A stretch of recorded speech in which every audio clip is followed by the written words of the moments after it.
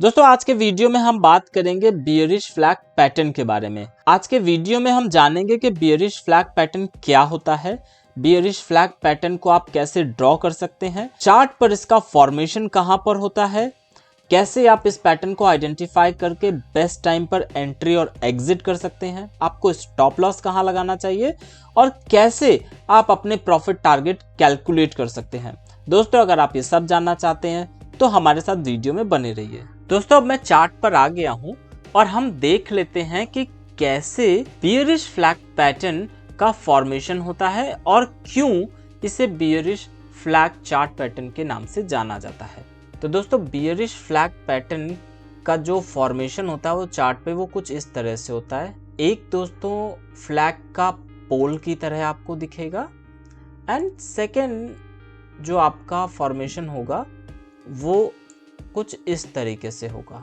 तो इसका फॉर्मेशन दोस्तों आपको चार्ट पर कुछ इस तरीके से दिखेगा जो देखने में एक उल्टे फ्लैग के जैसे लगता है, इसलिए दोस्तों इसे बियरिश फ्लैग चार्ट पैटर्न के नाम से जाना जाता है।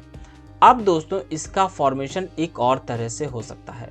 इस फॉर्मेशन में भी दोस्तों जो हमारा स्टॉक है वो उसकी मूवमेंट डाउन होती है एंड दोस्तों स्टॉक की मूवमेंट डाउन के बाद जो स्टॉक में जो कंसोलिडेशन का जो जोन होता है दोस्तों वो कुछ इस तरीके से होगा।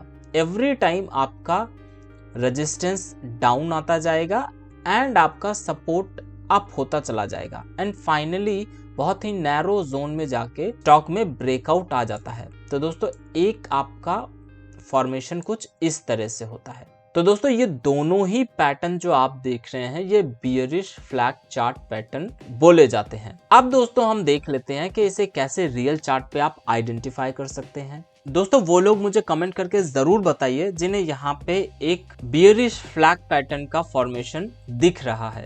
तो दोस्तों बियरिश फ्लैग पैटर्न की जो बेसिक रिक्वायरमेंट होती है बहुत ही तेजी से जो गिरावट आती है जिससे कि पोल का फॉर्मेशन बनता है। तो दोस्तों आप अगर देखेंगे तो ये जो पॉइंट है यहाँ से स्टॉक में बहुत तेजी से गिरावट आई, तो दोस्तों इसको हम ए पॉइंट मान लेते हैं। अब दोस्तों ये गिरावट आपकी कहाँ तक कंटिन्यू रही, ये गिरावट दोस्तों हमारी इस पॉइंट तक कंटिन्यू रही। तो हम क्या करेंगे, एक ट्रेंड लाइन लेंगे और ट्रेंड लाइन की हेल्प से यहाँ तक एक पॉइंट ए से और दोस्तों पॉइंट बी तक जहां तक स्टॉक में गिरावट कंटिन्यू रही थी, ये दोस्तों हमारा पॉइंट बी है और ये दोस्तों हमारा पॉइंट ए है। पॉइंट ए से पॉइंट बी तक हम दोस्तों एक ट्रेंड लाइन ड्रॉ कर लेंगे। अब दोस्तों इसका पोल ड्रॉ होने के बाद अब हम इसके फ्लैग को ड्रॉ करेंगे। दोस्तों फ्लैग को ड्रॉ करने के लिए हम मैक्सिमम रेजिस्टेंस कैंडल्स को टच कराते हुए एक ट्रेंड लाइन ड्रॉ करेंगे और ऐसा ही दोस्तों हम करेंगे मैक्सिमम सपोर्ट कैंडल्स को टच कराते हुए एक ट्रेंड लाइन ड्रॉ करेंगे जिससे कि हमारे फ्लैग का फॉर्मेशन होगा। तो दोस्तों यहाँ पर मैंने ट्रेंड लाइन ले ली है, यहाँ पे फर्स्ट सेकंड थर्ड सपोर्ट, तो ये रहा दोस्तों ये मैंने सपोर्ट लाइन ड्रॉ कर ली है। अब सपोर्ट लाइन ड्रॉ करने के बाद दोस्तों ऐसे ही हम रेजिस्टेंस लाइन ड्रॉ करने के लिए ट्रेंड लाइन ले लेते हैं।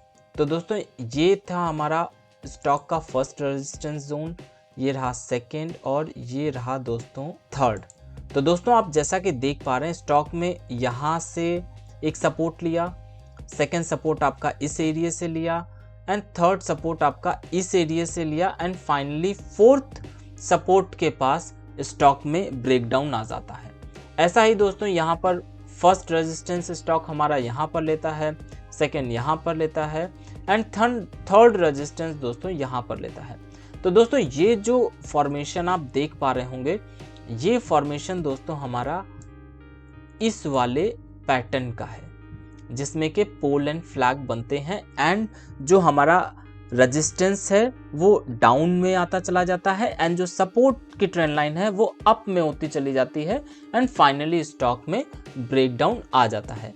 तो दोस्तों अब हम जान लेते हैं कि कब हमें शॉर्ट सेलिंग करनी चाहिए। तो दोस्तों ये जो ब्रेकडाउन आया है ये कंफर्म करने के लिए हमें ये एनालाइज करना बहुत ज़रूरी है कि ये जो ब्रेकडाउन है ये एक कंफर्म ब्रेकडाउन है। इसको आइडेंटिफाई करने के लिए आप देखेंगे कि यहाँ पर इस एरिया में बाइंग के वॉल्यूम बहुत आ रहे थे, लेकिन इसके बाद दोस्तों अगर आप देखेंगे तो जो वॉल्यूम है वो हमारे बिलो एवरेज हो गए हैं।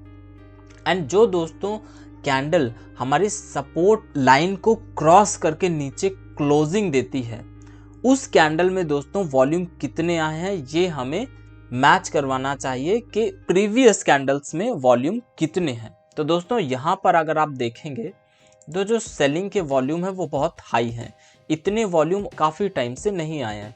तो दोस्तों ये इस चीज़ का कंफर्मेशन है कि ये जो ब्रेकडाउन आया है ये एक कंफर्म ब्रेकडाउन है।